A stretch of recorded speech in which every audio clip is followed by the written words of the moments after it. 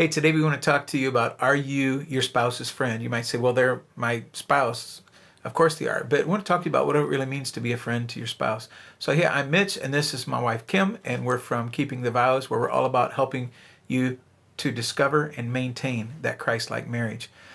So think about it as friends. You might say, yeah, I'm married, but how good a friend are you really with your spouse? It's easy to find a groove. Early in a relationship, we establish who we're going to be and how we're going to be, and then that doesn't normally change unless there's effort made. So I want to challenge you today to say, hey, I wonder if I can become a better friend to my spouse. We met some people who moved into town, and the wife asked Kim if she was part of a women's coffee group. And Kim said no, and so she started telling all about how she wanted to invite Kim to the women's coffee group and everything.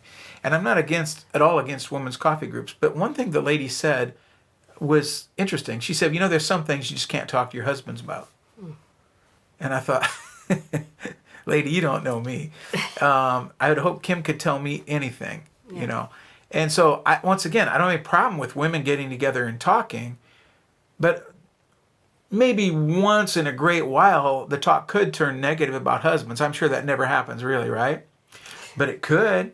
So I was thinking about that, and I think, well, there's times when I have like a big issue, like a business issue or a big important decision or something like that, and I will always go talk to Kim about it. But then Kim knows how I'm wired. After I talk to her and we're praying about it, I will sometimes still go out and I'll find some guy friends, but I meet one-on-one with them. I might have a huge decision and I might meet with 2 or 3 different friends individually, and I'll talk about it. Then I bring that back to Kim, and I might say, so-and-so just said this. I just talked to a friend this last week about something, and he goes, I think what the two of you people, me and another guy, need to do is both of us write out our expectations for what we think this looks like, and then that'll bring some clarity to this. And I thought, oh yeah, good counsel. I brought that back to Kim, and she said, yeah. And so thanks, Jeremiah. Appreciate that. So anyway, just something to think about. But I don't have things I can't talk about with Kim, and I don't have things that it's easier to talk to a guy about than Kim. So what's your spin on this whole thing? So Mitch is my best friend. I can talk to him about anything, and so I don't really feel the need to get out with other ladies. I can totally see how if a woman is home all day, either with or without kids, that she'd enjoy getting out of the house and being around other women. Right. For that camaraderie, it's good to be able to share your burdens. Maybe you or your child have a health issue, or just to share the joys of life. I can definitely see some benefits in that. Yeah. As Mitch said before, the harm could be if it would turn into talking negative about your husband or bashing your husband. So if you want to get together with the ladies, just make sure it's to encourage one another and support one another and to grow in your faith. Just keep it positive and not negative. Yeah, another thing that people do too is sometimes people use humor. They'll kind of say something that sounds humorous about their husband or someone, but it's actually negative. And that's when humor turns biting.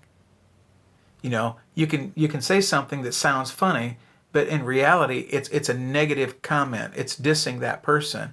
And so you want to be careful you don't do that either. By the way, I totally agree with Kim. I can see getting together with others and hanging out, how that could just be fun.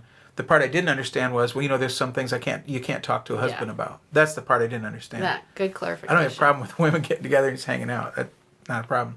But I also think, too, that if you're one of those people that gets together and hangs out, your job is to keep people from getting negative. My mom used to go to a beauty shop every week or every other week or something. And every week she'd come home and she'd be telling what happened at the beauty shop. And it's a bunch of negative gossip is what it was. And it's like, I knew a lady that was actually a hairdresser, and she left a salon and went out on her own because she couldn't stand all the negativity and what was being said in there. I'm not saying all hair salons do that. Don't get me, But it's just easy to get down a path. I also heard hairdressers say, oh, I've heard everything. People come in and tell me everything about their life, Okay, so we're going to turn a corner now. You might say, well, how do I become my spouse's friend? We're going to explain some ways for that. And I'm going to give you my input, then Kim's going to give you hers, okay? So I think that to me, in 30 years of counseling, I think one of the most basic needs of a man, most fundamental needs, is the need to feel needed or appreciated. I need to feel like if I wasn't there, that I would be missed. And so Kim and I have buzzwords. We have a whole thing about buzzwords. and a blog. I'll put a link to that here too.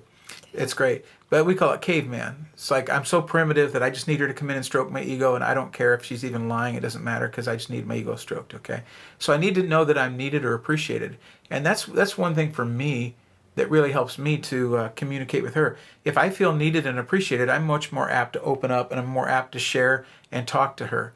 If I feel that she doesn't need me and she doesn't appreciate me, then I'm more apt to clam up and not tell her what's going on inside of me.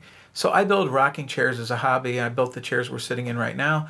And so it makes me feel great when I can open the door and say, hey, hon, could you come here, caveman? And she comes out and tells me how great these chairs are.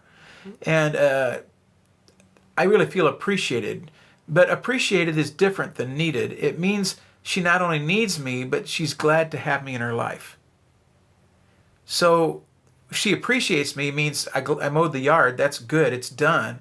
But when she needs me, that means she needs me in her life. We have a thing where I'll say, need a hug, or one of us will. And then some days we go, I need a held. And a held is a hug that lasts a longer time. And usually the other one looks and goes, great idea. So that's fulfills that needing for us, that holding, you just stand in the kitchen and just holding each other tight for maybe 30 or 40 seconds. No sex implied, guys, okay? That's very, very special to both of us. So how can Kim make me feel needed and appreciated? Here's a list of some things that she does that make me feel like I'm her friend. She thanks me after I mow the lawn or blow the snow. She spends time with me just for the sake of spending time. She shows an interest in what I'm interested in. I like woodworking. We'll go to a woodworker shop and she'll separate from me. And after 30, 45 minutes, she'll come back and she'll say, hey, could you come here a second? And she'll show me 2 or 3 things that she thinks might interest me. And sometimes it's something that's, wow, that's something I've been looking, or she'll come back and say, hey, you've been having trouble doing this. This thing is made to do this for you to save you a lot of time. And I'm like, how do you think that makes me feel? She took an interest in something that she's not interested in because she loves me. Now that doesn't make me feel needed, but it makes me feel appreciated, right? She compliments me when we're alone. Very important to me. We each tell each other that, I would marry you all over again. We have a whole thing. We should do a thing on just the things we tell each other because we go on and on. She compliments me in front of others. And that's important. If you come to our house and we're sitting there eating at the table, it wouldn't be uncommon right in the middle, if you're sitting there, that one or the other would look at the other and say, I love you, I'd marry you all over again. Because we don't change when other people are around. It's just, we need that, and I need to feel appreciated. She tells me I'm a good lover. And every single man needs this. Every man connects his being needed with thinking that he's a good lover. And it doesn't make any difference if he's not a good lover. Just tell him he's a good lover anyway. His ego is so fragile, he didn't care anyway. She tells me how she would miss me if I weren't here. The other night we were watching a movie about this guy and this gal, and both their spouses died. And the two found each other. And Kim sat there and she started crying and she said, I would want you to be happy. Mm-hmm. And wow, that appreciation for me, and I tell her that. I tell her, seriously, if I die, if she finds somebody, I want her to be happy. I don't have any doubt. I honestly don't think the other guy could treat her as good as I do. And that's good. I want it like that. But if she finds somebody and she can be happy, I want her to be happy if I'm gone. I don't want her to be sad and mope around, like that. She massages my back and feet. And I've had some problems lately with some pulled muscle, like in a calf muscle, and she just is so good to me there. She cuddles and she holds me tight. Those are things that make me feel needed, and they make me feel appreciated. Now I realize that this is my list, and your guy, his list might vary from mine. And I'd like to give you 2 exercises to try. First of all, pay attention to what makes him respond. If I've told you before me in one of our videos, if I take my hand and go like this to Kim, see that? She responds. And most days, if we're sitting there even watching TV, I'll just reach over and stroke her cheek with the back of my hand. Yeah, I'm a big, tough, burly, strong guy. But when I can do that and she responds in a soft way like that, that makes me feel like a man. So watch how he responds, okay? And watch and study him to see what makes him feel loved and accepted. Then do a lot of that. The second thing is do something with the guy and ask what makes him feel loved and appreciated. Take these things to heart and work on them. Now, guys respond to communicating when they're doing something. You could say, let's go for a walk, and hold his hand, and he'll open up and talk to you.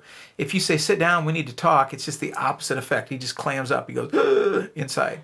But if he's out changing the oil in the car or putzing in the shop or doing something like that, just go out and be with him, and he will talk to you. So that's the second thing, is do something with the guy.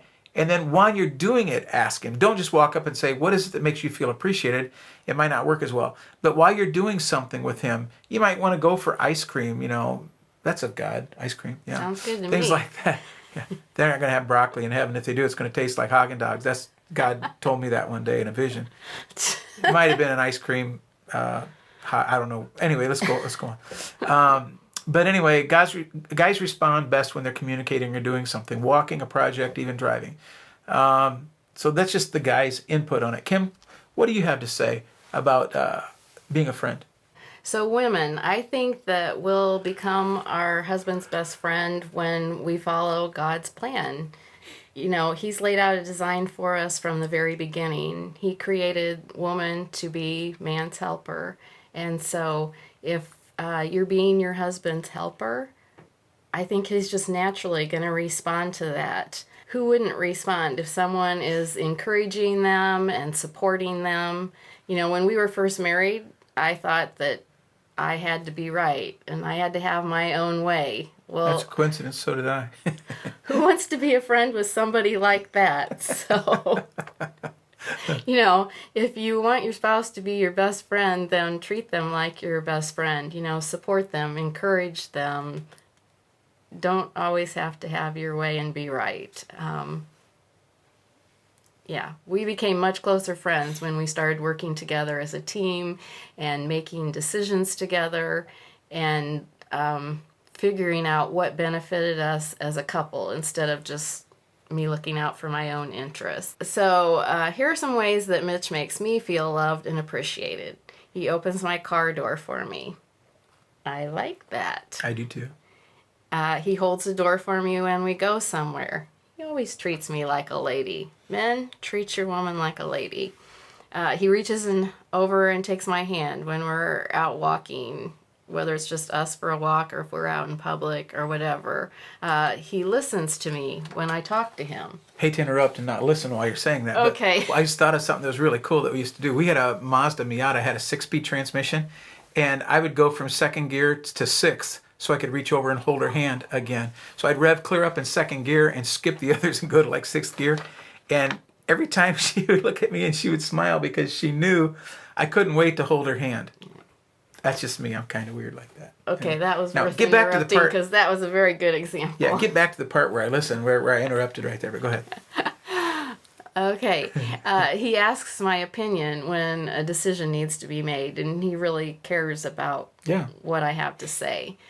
He looks out for me, and he tells me when I need to take time out for myself when our schedule has been busy. I'm an introvert, so I recharge by being alone, but I also like serving others, and sometimes I can serve myself pretty tired, but my husband will say, no, you need to take time for yourself and rest, and so I appreciate him looking out for me in that way. A couple weeks ago, we watched our 3 grandkids for 8 days. I almost said our 8 grandkids. Watched our 3 grandkids for 8 days, and at the end of that, we're glad our daughter and son-in-law could get away and stuff, and we love them. We loved having them, but we felt like we needed oxygen, And I looked at Kim and I said, you need to get away. So her folks have a lake cottage nearby. And I said, do you want to go there? And she said, I'll think about it. And about 3 or 4 hours later, I asked her, and she looked at me and she almost cried. She goes, I'm too tired to even think about it. You decide. So we went to the lake cottage for 3 days. I look out for her because that's just something that I love doing because I love caring for her. So it's worth the time and the effort to become your spouse's friend. If you're listening to this and you examine your marriage and maybe you realize that you aren't as close of friends as you used to be, it's totally worth the time and the effort to make your spouse your best friend. Yeah. It's neat to see couples who have been married 40, 50, or even 60 years, and we look at them and we wonder, well, how would we ever get along if something happened to, for me, if something happened to Mitch, because he's my best friend, and I'm sure, if that time comes that God will get me through that point, but I'm really glad for the time that we have invested in each other to make one another our best friend, so we can have the marriage that God wants us to have. Yeah, that's great. The good news about making your spouse your best friend is that if I were to die, Kim would know. And if she were to die, then I would know. I'd like to think if I try to live my life in such a way that if Kim would die, I would have absolutely no regrets. But we all know that if Kim actually died, I'm sure I'd find things that if I'd have done this, I should have done this, should have done this. But as much as I can consciously know right now, I'm doing everything I know I can do to love her, and she's my best friend. And we first got married, I thought, well, I'm not going to be fully invested in this, for some reason, for self-preservation. And then you realize that's foolishness. Fully invest. Go all the way in with your marriage and become best friends. Hope this has been helpful to you. By all means, go to our blog at keepingthevows.com. Check us out on Facebook there, and like or join our page there. We've got youtube.com. If you go to Keeping the Vows there, and subscribe if you would, then something new happens there, you'll get it. Also on our blog, you can do it. You can subscribe there. And every time something comes out, you'll get an email, pop it to you. And sure appreciate you comment and let us know what you think. I hope this has been helpful. You can have a wonderful, wonderful day. God bless. Okay, I gotta look. Okay, why don't you look? So am I finishing up here? Yeah, whatever. You want me to? Whatever.